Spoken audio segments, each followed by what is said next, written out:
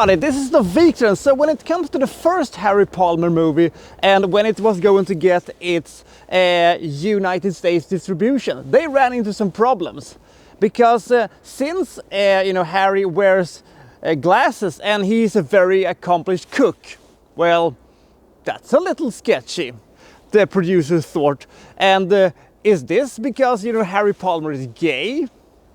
That's why they had apparently problems with getting US distribution. A curious case of not getting distribution for your movie, I would say. But the question is, how good is this British sort of alternative to James Bond? And is it any good? Is it something that you should see? That's what we're gonna find out today. This is my review of the Ipcress File.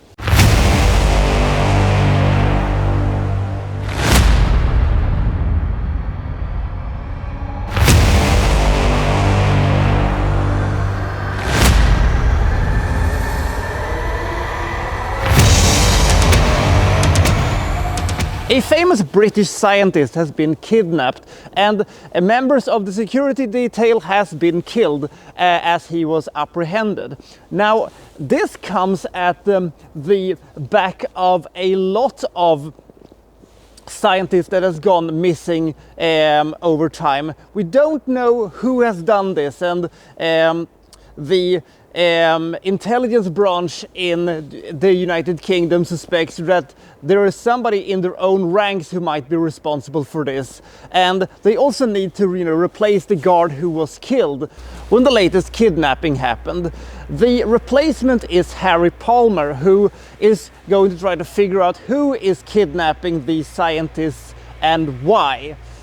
One of the major things that they have found during their investigation is an audio file called the Ipcress File, but it doesn't seem to be anything in it rather than weird noises, but maybe there is something here that is attached to the case of the missing scientist. But the question is, who can he trust? Who works for the enemy?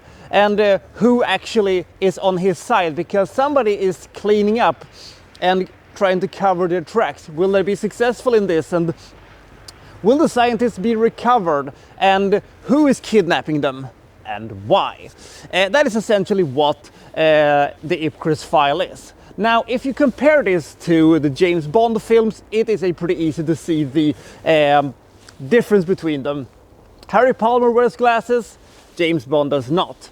Harry Palmer also has a criminal past and has a little bit more of an edgy anti-hero thing going on, as opposed to James Bond's decorated commander persona. So there is a bit of a difference here. And the thing I think works best in the Harry Palmer movies, it's always when they do more of the espionage and secret meetings kind of a thing, rather than trying to replicate the formula that made the James Bond films such a compelling viewing. The first two acts in the movie are also the most compelling, because here is where we have the most of the espionage thing, who can you trust, etc, etc, etc. I didn't like the third act that much, because this is also the part where the movie has aged somewhat, and I was a little bit of not really too bothered by this.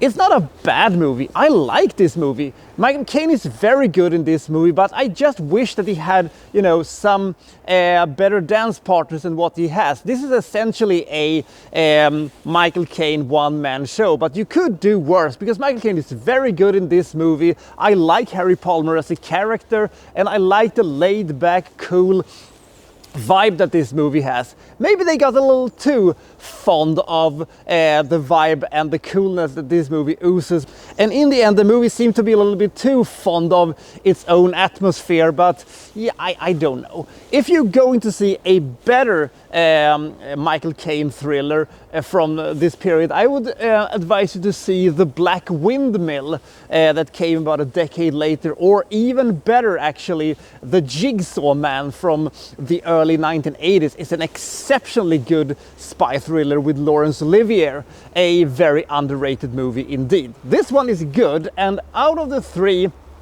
Harry Palmer movies that I've seen, this is by far the best one. I think that, you know, Funeral in Berlin is good, but the last one was unnecessary and quite bad indeed.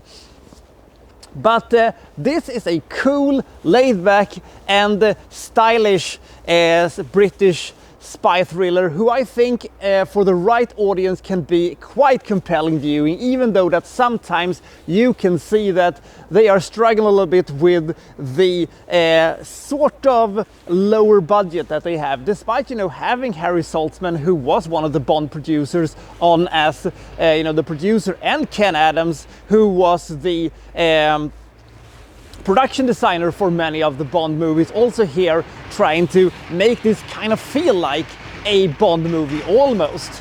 There is some good tension here, and I really like the atmosphere the movie has, and the pace is pretty okay, but as I said, I really think they could have done a better third act, but maybe that has something to do with, you know, the books that the movie was based on pretty much dictated that it had to end in, you know, the fashion that it did. But I just thought that, you know, the ending of the movie was not the strongest bit, but the things leading up to it, that was pretty damn awesome actually.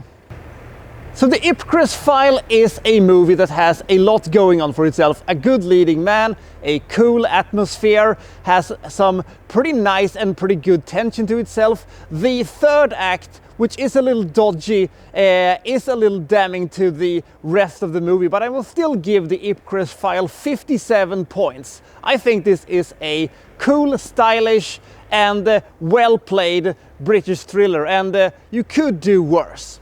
So which one is your favorite Michael Caine thriller, and which one is your favorite Harry Palmer movie? Comment below, and I'll see you next time from, well, so and so reviewing, well, such and such. Thank you for watching. Thank you very much.